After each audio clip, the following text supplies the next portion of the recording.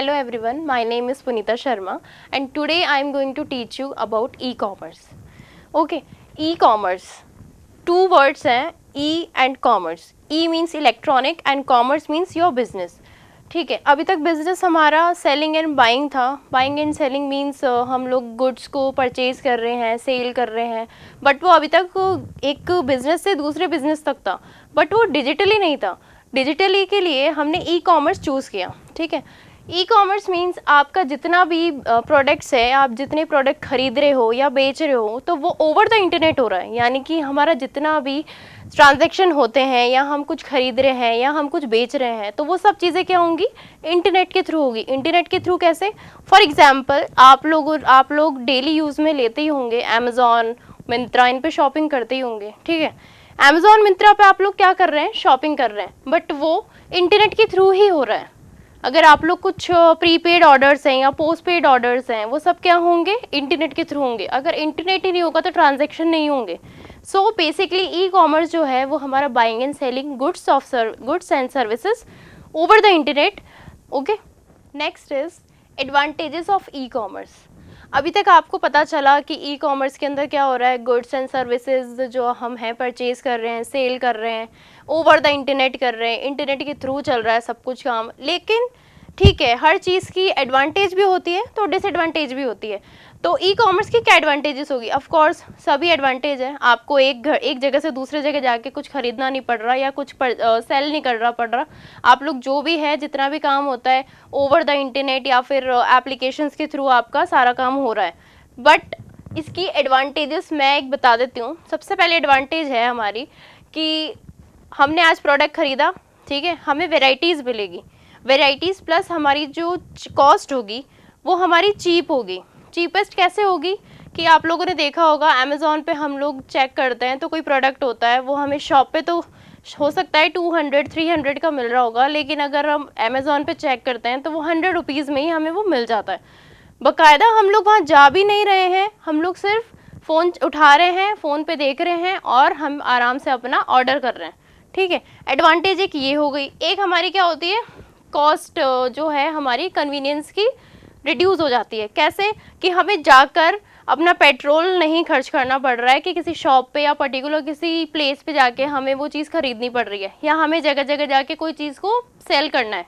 नहीं, यहाँ पे भी हमारी एडवांटेज है कि हम ई कॉमर्स के थ्रू हमारे प्रोडक्ट को, सर्विसेज को अपने बेच सकते हैं और ख़रीद सकते हैं. ठीक है, next is like cost saving. Of course मैंने बताया कि पेट्रोल खर्च नहीं हो रहा है तो अपनी पैसे बच ही रहे हैं. एप्लीकेशन चला रहे हो तो इंटरनेट में इतना ज़्यादा डेटा लगता भी नहीं है. ठीक है, तो यहाँ पे क्या हो रहा है, हमारी कॉस्ट सेविंग भी हो रही है. Cost saving and improved efficiency.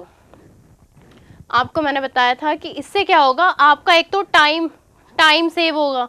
Time save कैसे होगा कि आपके पास ऑफ कोर्स कहीं जाने की ज़रूरत नहीं पड़ेगी. अगर आपका कोई अर्जेंट वर्क भी होगा तो आपको 2 मिनट लगेगी उसे ऑर्डर करने में. ठीक है, और एक एडवांटेज और बताती हूँ. सपोज़ आप लोग घर पे बैठे हैं, ठीक है, और हमें जहाँ ख़रीदना है वहाँ हमें वो चीज़ सेटिस्फाई नहीं कर रही है, तो ई कॉमर्स आपको ये प्लेटफॉर्म प्रोवाइड करता है जहाँ पे हम एटलीस्ट वैरायटी देख सकते हैं चीज़ों की. वैरायटी कैसे? फॉर एग्जांपल क्लोथ का है, क्लोथ में आपके अमेज़ॉन है, अमेज़ॉन के ऊपर आपकी बहुत ज़्यादा वैरायटीज़ मिलेगी जो आपको एक शायद प्लेस पे जाके नहीं मिले. So this is the most advantage of e commerce. Okay, next is disadvantages. Of course मैंने आपको बताया था कि हर चीज़ की अच्छाई भी होती है तो कुछ बुराई भी होती है.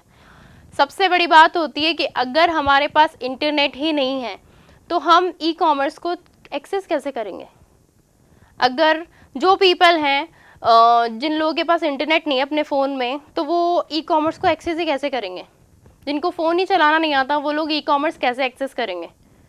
मुझे पता है कि मेरे फ़ोन में अमेज़ॉन एप्लीकेशन है तो मैं चला सकती हूँ, लेकिन जिन लोगों को पता नहीं है वो कैसे चलाएंगे.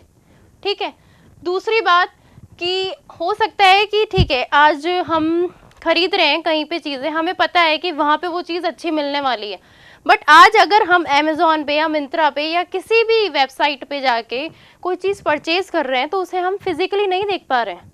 हम सिर्फ उसे ऑर्डर कर सकते हैं, दैट्स इट, और उसे देख नहीं सकते कि एग्जैक्ट वो चीज़ आएगी क्या। क्या कोई प्रूफ है कि वो चीज़ वैसे ही आनी है? नहीं ना।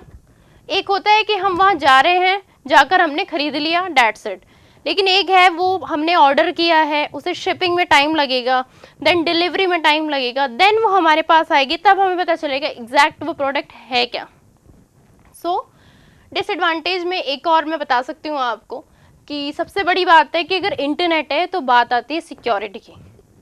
जो भी आप पेमेंट कर रहे हो, क्या आपको 100% श्योर है कि आप जो हाँ जहाँ भी प्लेटफॉर्म पे पेमेंट कर रहे हो वो सिक्योर्ड है या नहीं?